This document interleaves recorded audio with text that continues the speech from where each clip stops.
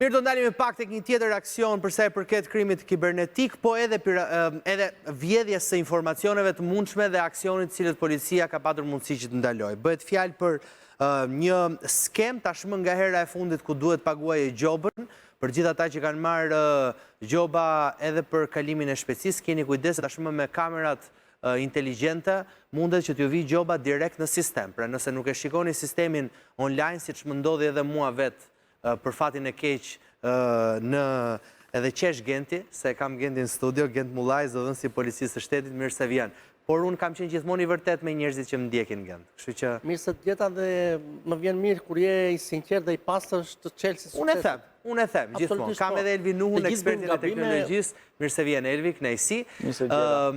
Ku do të ndalim? Pra, dua t'ja u jap një herë këtë mesazhin tim dhe më pas edhe analizën edhe lajmin për cilin do të flasim. Për fatin e keq, keni shumë kujdes sepse tashmë kamerat inteligjente, të cilat janë vendosur nëpër disa prej akseve të Shqipërisë apo në disa rrugë, për shembull nëse shkoni për në Lezhë, për në pjesën veriore, atje keni një kamerë inteligjente kur ju thon ulni shpejtësinë, uleni shpejtësinë, sepse unë rastësisht online pash që kisha marrë një gjob. Edhe ishte gjobë e majme për fatin e keq, edhe në jug më than rrugës për në jug ke po një tjetër, kështu që me shumë kujdes gjithë atyre që më ndjekin. Por do ndalemi pak tek ajo çfarë ka ndodhur. Është kapur tashmë një tjetër skem mashtrimi, ku të ftohej për të paguar oferta për kredi dhe sa ka rënë pre apo jo. Kjo është pyetja. Sa shpejt është kapur nga policia, do ta diskutoj pak me Gentin. Si e kemi këtë raportin e fundit? Atëherë, në vijim të njoftim që ne kemi dhënë për mashtrimin e qytetarëve për paguar gjobat e automjeteve, së fundmi është evidentuar një skem tjetër mashtrimi ku qytetarët ftohen që të japën të dhënat e tyre personale dhe bankare me qëllim përfitimin e kredive pa verifikim dhe pa kushtet që duhet përfitojnë nëpërmjet një kredie. Unë e bëra me dije dhe në emisionin e kaluar që në drejtorinë e përgjithshme të policisë shtetit është drejtoria e krimit kibernetik, e cila ka një bashkëpunim mjaft të mirë me gjitha rrjetet sociale, pra me kompaninë Meta, ku ne informohemi në mënyrë automatike kur ka postime të kësaj natyre në rrjetet sociale, apo edhe rritje besueshmërisë të qytetarët për shkak dhe të vënies në dispozicion qoftë adresës zyrtare të drejtorisë për krimin kibernetik, qoftë të Facebookut të drejtorisë krimit kibernetik dhe të njoftime që policia e shtetit ka dhënë her pas here për të informuar qytetarët që të bëjnë kujdes nëpërmjet këtyre skemave të mashtrimit. Dhe edhe këtë radhë, fatmirësisht dua ta them me bindje se nuk është prekur asnjë qytetar nga kjo skem, sepse drejtoria për krimin kibernetik ka ndërhyrë në kohë, kemi dhënë informacion në kohë reale për qytetarët që të informohen dhe të bëjnë kujdes për këtë, dhe fatmirësisht nuk kemi qytetar të prekur edhe nga kjo skem mashtrimi. Pra nuk ka patur asnjë person i cili të prekur që nuk ka bërë denoncim, se dhe mund të ketë pas, po nuk kemi denoncim. Nga biseda e fundit që ne kemi patur për rastin e pagesave të gjobave, ka patur dikush që ndoshta edhe mund të ketë ndjekur intervistën apo dhe mund të ketë rënë pre dhe ka njoftuar në ditët më pas? Këtë nuk mund ta them. Sepse ajo video jonë u bë dhe virale, duhet thënë, edhe mori vëmendje të madhe. Këtë nuk mund ta them dot, por unë mbasi kam dalë nga emisioni, kam pasur shumë telefonata nga shumë qytetarë që më kanë falënderuar edhe emisionin tuaj që ne po e sensibilizojmë komunitetin, i sensibilizojmë qytetarët që të jenë sa më të vëmendshëm ndaj këtyre palishmërive. Mirë, prandaj të them mos më thuaj jo ftesave të mia. Jo, po ti s'më dëgjon. Elvi, tani ndalemi pak tek pikërisht kjo skem e ndërtimit. Është një skem e cila për fatin e keq ndodh shpesh. Pra të krijohen faqe të cilat janë faqe të ngjashme me institucionet, apo jo. Nuk e di të ka rastisur ty ndonjëherë të të vijë një mesazh apo ndonjë email për një lloj pagese apo për një lloj fature dhe më pas, nuk e di, ta studiosh nëse është hakim, pra është vjedhje apo jo. Absolutisht, këto skemat kanë ekzistuar gjithmonë do ekzistojnë edhe kur nuk ka pas rrjete sociale, ishin mesazhet, emailet që në çdo mënyrë të ndryshme këta evolojnë në bazë të evolucionit të teknologjisë. Mua më kanë ardhur shumë shpesh para ca kohësh kur kanë qenë skema e postave, kur sillin mesazhe që pagose ke një pako me dogan, një kështu, edhe më kanë ardhur dhe me emaile. Ajo ishte tmerr. Ajo ka qenë një tmerr. Ajo ka goditur shumë njerëz që besonin. Edhe thjesht duhet të jesh shumë i kujdesshëm kur shikon shumë e besueshme duhet thënë, sepse ndonjëherë ti mendon që mund të jetë një surprizë, si do të marrë një motorist dhe të të thotë po të sjell një buqet me lule, po se di se nga ta them se nga e ke. Prandaj duhet të pyesësh gjithmonë, për shembull. Por që po të jesh pak i vëmendshëm dhe dallon se shqipja është me gabime, mbase website-i postës, atëherë për shembull ka qenë posta.ss dhe shqiptare nga mbrapa, pra gjërat të tilla. Pra duhet të jesh shumë i kujdesshëm, ose ky është detaj. Ja për shembull nuk është shqiptare, po është një L e madhe, L e vogël që duket si I dhe njerëzit ngatrojnë. Pra janë këto gjatë e vogla që njerëzit nuk është e I vënë re shumë. Në atë moment mund të jesh në punë, mund të jesh ku diun në autobus do kthyer në shtëpi, nuk e ke mendjen e shikon dhe paguan. Prandaj gjithmonë duhet I shikosh dhe duhet të pyesësh sidomos, edhe nëse si te ti të vjen surprizë. Nga kush po vjen kjo surprizë? Nga kush po vjen kjo surprizë? Gent, me që dohet ta përmendje. Te kjo postës janë mashtruar disa qytetarë, të cilët nuk kanë preferuar ta ndjekin se kanë qenë pagesa të vogla, të papërfillshme dhe por që kanë njoftuar krimi kibernetik, të cilën e kanë ndihmuar për të vijuar hetime në bashkëpunim me prokurorinë për gjetjen e këtyre personave që mashtrojnë qytetarë. Po vërtet te kjo postës ka pasur qytetarë që kanë rënë pre e këtij mashtrimi. Dhe siç e tha dhe Elvi që aty ka ca element shumë thelbësor që dallojnë nga të dhënat e postës. Janë detaje të vogla, gati të padallueshme ndonjëherë. Që I kapën personat që kanë njohuri të mira në anën teknologjike, pra në inteligjencë digjitale dhe fatkeqësisht qytetarët bien për kësaj. Tani, Elvi, më përmendë rastin e postës, pra ajo ishte një ndër rastet e cili ka qenë edhe më e zhurmshmja. Shumë shpesh ky përdorimi është e lehtë të transformosh një faqe dhe më pas të përdorësh element vjedhës?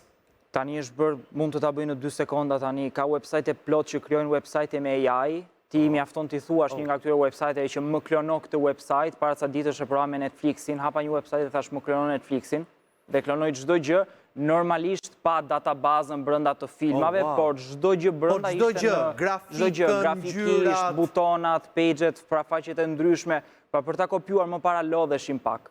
Kurse tani mund ta bësh në 2 sekonda, nuk duhet ndonjë ekspert I madh që arrin të bëjë një klonim të një faqe të tillë. Edhe pse ti klonove faqen e Netflixit, dalloje dot që kishte gjëra të cilat ishin ndryshe? Po ta studioje me kujdes, këtë duhet kuptojmë, pra që edhe ky klonimi me AI, po ta studiosh normalisht që diçka do e dallosh, mbase grafikisht edhe jo, sepse arrin të bëj një klonim aq të mirë sa ti nuk do arrish dot, por ku mund ta dallosh dhe kush pjesa më e lehtë është gjithmonë te domeni, pra te emri I website-it, www, sepse aty nuk mund të jetë një netflix.com tjetër. Pra është një faqe tjetër që me çfarë luan një pirat? Me çfarë luan një haker? Në kuptimin të këtyre marifetet të vogla? Ti besoj duhet ta studiosh shprehjen tënde. Absolutisht. Ti je në këtë rast je një predator. Ti duhet ta studiosh shprehjen tënde dhe ti thua, dakor, po me çfarë do luaj unë? Kë do kem unë në vëmendje? Do kem dikë që është I moshuar, do kem dikë që paguan drita dhe ujë, do kem dikë që ka kredi, që pastaj ta diskutojmë me agentin. Hakerat në përgjithësi, sepse flasim edhe për pjesën 90% të hakerave që janë të gjithë nga Rusia dhe Kazakistani. Aty janë grupet më të mëdha ku godasin gjithë botën, pra edhe nëse ne na vinte mesazhi postës, nuk ishte një gjë që vinte nga Shqipëria. Pra janë grupe të ndryshme që godasin gjithë botën dhe provojnë. Rus dhe Kazakistan.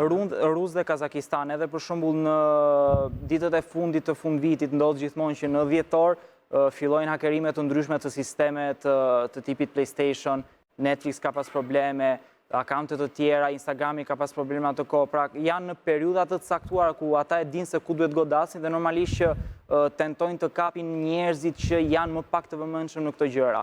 Ose si që ishte rasti I postës atëherë, nuk ishte se të kërkonte pagesa të mëdha, të kërkonte 500 lek, 1000 lek, tje jepe the edhe por s'kam varja se I kuaq, por 1000 lek këtu u bën 200.000 persona që e bëjnë, e kupton se sa dëm të madh bën ai hakerimi që për 1000 lek, siç tham, edhe nuk vjen njeri të thojë ta ndjeki penalisht si gjë ose kështu. Diçka e vogël, godasin pak edhe ikin, zhduken. E qartë, Gent, po se doja të shtoje diçka.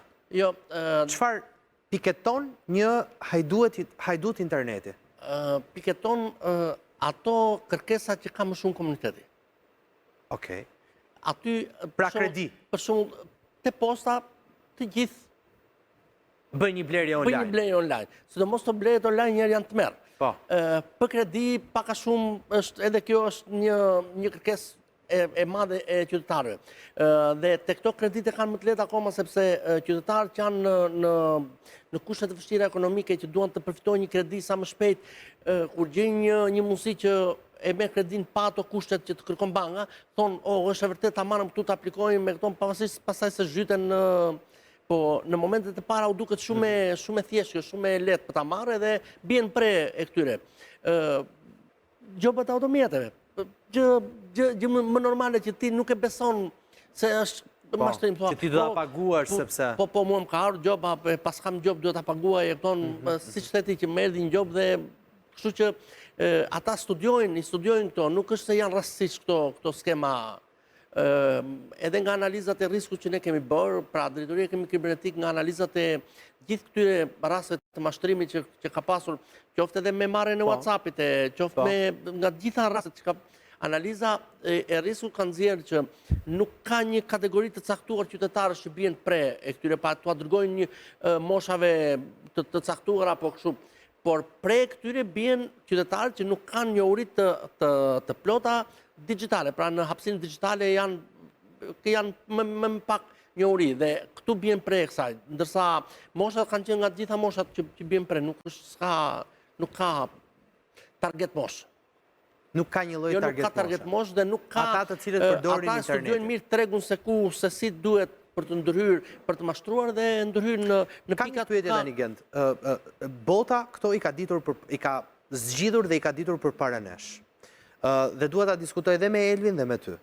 A keni ju trajnime, flas, ndoshta edhe kibernetikës tonë, nga ndërkombëtar, nga Amerika, nga Gjermania, nga Britania, vende të cilat janë më të zhvilluara se ne dhe qasjen drejt internetit e kanë padur shumë më herët se ne ose më shumë dimensionale. Flas, a kemi ne për shembull trajnime që edhe kjo kibernetika jonë të kuptohet me metodat e reja të vjedhjes? Çfarë do të thotë? Mos të presim ne sot na vi rasti i kredive, pra ky rasti i vjedhjes së kredive që ne të përballemi me këtë fakt edhe apo rastin e postës që ishte përdorur për një rast tjetër. Po kupton ku e kam? Këto janë e para një, këto mashtrime janë krime që nuk është se kanë një paravi që ti të kuptosh dhe të ta parandalosh. Por do ndeshësh me të në momentin që has në rastin e parë të kësaj. Por për sa i përket drejtorisë për krimin kibernetik, po ta them që ne kemi një ekspertizë shumë të mirë nga ndërkombëtare. Ne na mbështet Stapi, ne na mbështet Pameka, ne kemi bashkëpunim me gjermanët, kemi bashkëpunim me shumë organizata dhe polici partnerë ndërkombëtare dhe teknologjinë dhe gjithë programet i kemi më të avancuara që kanë gjithë policit në Europë. Kjo është e sigurt dhe kjo është gjë e mirë. Dhe kemi dhënë prova për këtë. Mirë, dakord. Do të sfidoj në provat e radhës. Absolutisht, po ta them, jam i bindur për këtë. Elv, çfarë po përdor bota perëndimore ose cilat janë ato metodat e vjedhjes perëndimore që ata i kanë prekur përpara nesh ose që sot kohët e fundit dëgjohet më shpesh nëse të vjen diçka në mendje, e cila mund përdoret dhe si metodë tek Shqipëria? Metodat e phishing, pra të vjedhjes informacioneve të këtyre kanë ekzistuar si thash gjithmonë. Po si për shembull, sepse kam dëgjuar që përdorin shumë edhe telefonata tashmë. Marrin telefon, paguajnë njerëz të cilët në Amerikë për shembull dhe të kërkojnë atë numrin tënd të sigurimeve. Po, zakonisht këto mashtrimet të tipit të kaskaduar licenca e Windowsit e këto vinë të gjitha nga India, pra janë kompani të mëdha, pra një pallat 20 katësh që merret vetëm me këtë pjesë, duke mashtruar, duke thënë klientëve që ne të marrim nga X kompani amerikane, kanë emrat e tyre falso, adresat e tyre falso, çdo gjë që të mundojnë që të marrin sa më shumë nga kjo pjesë. Ideja është që nuk ke si ti përgatitësh njerëzit se për çfarë do të ndodhi, sepse sot është kjo e gjobës e zëm, nesër nuk është hapi një tjetër. Dhe ti nuk mund t'i thuash tani, hajde mësojmë njerëzve këtë të gjobës, që pastaj ai ta di atë tjetrën, sepse nuk i di se sa shpejt evolon. Ideja është edhe pse, për shembull në emailët, ka shumë vite që dihet pjesa e emaileve, që një kushëri yti të ka dërguar ke fituar $1 milion ose të ka mbaruar abonimi, bëj tani update-in e kartës tënde që të vazhdoj. Por ama, mos harroj një detaj tjetër, jemi përballë dy fakteve, kemi edhe shqiptarë të cilët pa çka se e njohin shumë mirë skemën e dikurshme të firmave piramidale, rampre e skemës piramidale online. Po, ka plot. Jemi në dy paralele, duhet ta themi Gent, që ky është realiteti jonë. Pra ne paçka se mund t'i dim disa gjëra, ne përsërisim. Nuk është e thënë se po re një herë pre kësaj, herën e dytë, je sigur që nuk do biesh, pra duhet jesh gjithmonë i kujdesshëm që mos të biesh pre. Një nga elementet bazë të këtyre mashtrimeve, thash, është njohuria në fushën digjitale. Sa më pak njohuri të kesh, aq më shumë depërtojnë ata, aq më shumë të mashtrojnë. Mirë. Se Elvin s'besoj se mashtron njeri. Jo, Unë jam gjithmonë i kujdesshëm edhe pse them e di, se po the jam i mirë, jam i ditë gjitha, e hakun për pret. Po. Gent, kishe një shifër tjetër që dohet ndalesh apo? Jo. Jo, kjo është e pjesa tjetër. Unë ju falenderoj shumë që e bëm këtë bisedë bashkë, kënaqësi, ju mirëpres përsëri. S'do më thuash jo më. Mirë, keni kujdes me gjitha këto skemat e mashtrimit, tregoni gjithmonë të kujdesshëm, pyesni dikë që mund të keni afër, një person i cili mund ta njohë teknologjinë më mirë, pse jo? Se edhe kjo mund të jetë interesante. Një këshill që mund të drejtojë, një apel që mund të drejtojë gjithë qytetarët dhe në emër të policisë së shtetit, asnjëherë të mos aplikojnë online për këto kredije, për këto të shkojnë në përzyrat përkatëse të bankave, pasi çdo gjë që merret online me kredi apo këto blerjet online janë shumë të rrezikshme sepse bie pre e mashtrime në çdo kohë. Pra të jenë qytetarë të kujdesshëm, mos japin dhënat e tyre bankare, sepse dhënat e tyre pastaj kanë efekte shumë, mund të përdoren për një kohë të gjatë në disa aspekte të tjera, mund të përdoren për veprimtari të tjera kriminale. Pra ka pasojë zinxhir që qytetarët duhet të jenë të kujdesshëm, të mos japin këto dhëna dhe të garantohen për veprimtarinë që duhet të kryejnë. E kuptoj, kështu që unë dua të kuptoj këtë, çfarë mund të bëjë dikush i cili ka një dyshim? Të telefonoj me njerë policinë e shtetit. Pra ta telefonoj absolutisht. Dhe policia do t'i japi një përgjigje, do t'i thotë po ose jo? Absolutisht. Mos të japi të dhëna direkt. Nëse ti merr një kredi në bankë dhe banka të kërkon të dhënat e tua, banka i ka të dhënat e tua, nuk ka pse do t'i kërkoj nga e para. Askush nuk shkon të marrë dot një kredi online. Nuk e merr dot. Sa interesante tani, më jepni edhe pak kohë, ju lutem regjia. Tani dua të kuptoj pak Elvi. Nga i marrin këta njerëzit këto të dhëna? Ky rusi ose kazaku që është në këto skema, ku i gjenë këtë? Jo, po nuk merr të dhënat. Këta kanë një studim tregu. Si merr ai të dhënat, po. Jo, të dhënat bankare janë në këtë aspekt, ai ti kërkon ty të dhënat dhe ja veti. Me thënë, ai ka një studim tregu për shembull për kredin se sa njerëz kërkojnë kredit të atij lloji dhe vjen dhe e çon te të gjithë. Kush e kap atë pjesë, pastaj çon të dhëna, po ideja është që banka nuk të kërkon asnjëherë të dhëna. Dhe e thon dhe vet ata në email që nëse të kërkojnë të dhënat e kartës, pinin e kartës, kodin që ke nga mbrapa, mos i ços sepse nuk jemi ne si bankë. Edhe një këshill për qytetarën, nëse bien pre këtyre, menjëherë duhet të njoftojnë institucionet financiare për të mbyllur llogarit. Menjëherë duhet në mënyrë automatike. Por nuk duhet të hezitojnë sekondin. Të njoftojnë menjëherë bankën ku kanë marrë karta apo kanë dhënë dhënat, të bllokojnë llogaritë e tyre. Tani kam një pyetje, në këtë sistemin e ri tashmë të teknologjisë, ku ti edhe nëse bën një blerje online, ty banka automatikisht thot ose të çon te një sistem tjetër dhe thot më ço kodin. Edhe po ja dha shumë të dhënat atij. Si më merr muaj? Si bën pagesa online? Banka të njofton kur ti bën blerje online. Banka thotë që nga karta jote është bërë blerje online. Ti thua jo s'kam bërë. Atko duhet të bësh kallëzim, duhet ti thuash bankës më blloko llogarin. Jo, unë doja ta kuptoja nga Elvi. E zëm se dikush mi ka marrë mua të dhënat. Si shkon dhe blen ai me kartën time? Sepse në shumë raste, ty për shembull ka ndodhur dhe raste të ndryshme, edhe mua më ka ndodhur në Itali ku më kanë klonuar kartën e telefonit, nuk e di si, në çfarë mënyre jo. Kanë klonuar? Po, klonimi i kartës së telefonit dhe ajo kartë e telefonit ka qenë regjistruar me bankën dhe nëse mua më vinte një mesazh nga banka për të konfirmuar një kod, i vinte automatikisht atij dhe karta ime e telefonit që kisha në telefon ishte çaktivizuar në atë moment. Dhe i vinte direkt atij. Pra, kjo gjë e kartës ai mund të ta ketë marrë para 3 vjetësh, dhe ti s'e mban mend. Ta ka marrë një klonimin e kartës. Dhe mbas 3 vjetësh rikthehet. Ti nuk e kuptoje ka mënyra nga më të ndryshme të thjeshta, të vështira. Të vjen një mesazh telefonit thotë shiko, konfirmoje këtë se duhet bësh këtë update apo të zhbllokuar kjo. Dhe ti në moment që je shumë i ngarkuar emocionalisht, ke pasur problem një gjë, thua, hajt po klikoj se nuk e konfirmon, iku. Ka raste edhe që mund të jetë problemi kompanisë telefonike, për shembull mua atëherë kështu më ndodhi, ku kishin marrë kompani telefonike në telefon, i thanë që kam humbur kartën, mu duhet një kartë e re. Kompania telefonike konfirmoi vetëm emër, mbiemër, datëlindjen që personi në fjalë kishte me sa duket, asgjë tjetër. Dhe karta u klonua dhe mua më vjen mesazh që karta jote është çaktivizuar. Si kartë e humbur. Shumë interesante. Kështu që edhe në këto raste edhe ajo pjesë e mesazhit. Cilat mosha janë kryesisht Elvi këta të cilët merren me phishing apo hakojnë? Që merren me këtë pjesë? Po. një moshë të caktuar nuk besoj që ka, por... Moshë e re, moshë shumë e re, ka adoleshent për shumë, kemi ne talente të tilla të cilët janë... Ne kemi nxjerrë goxha talente që edhe 12 vjeç din të bëjnë shumë gjëra, kështu që edhe ai 12 vjeçari mund të arrijë të klonojë dhe të bëjë absolutisht. Po kryesisht nga thash nga analiza rrisku që është bërë dhe nga hetimet që janë rezultuar, kryesisht këto skema vijnë nga jashtë shtetit, pra nga bota kriminale ndërkombëtare, Po ne kemi patur në një rast të tillë Gendi, duhet ta konfirmosh nëse është e vërtetë. Pra, që ju keni kapur, policia mund të ketë kapur, të ketë arrestuar dikë i cili ka qenë në këtë fush dhe kanë... Mos gaboj... E kanë bërë pjesë të kibernetikës.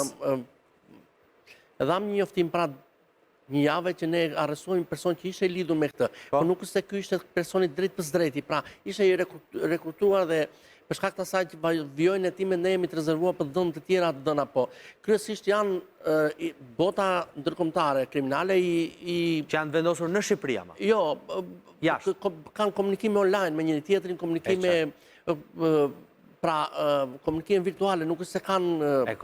E kuptoj. Pra nuk janë fizikisht me njëri tjetrin kontakt. Mirë, faleminderit që ju pata në këtë bisedë. Pas pak do të dalim tek rasti Liridona Veselit, kolegës gazetare nga Tetova, e cila ka marrë një gjop për arsye se gjatë raportimit të një lajmi ka përmendur emrin e gjyqtarit. Fakt, kjo është ajo çfarë ka qarkulluar dhe në media, po Liridona do të jetë me mua pas pak në një bisedë për të më treguar se cila është e vërteta e saj dhe pse gjykata ka dhënë këtë vendim pas publicitetit.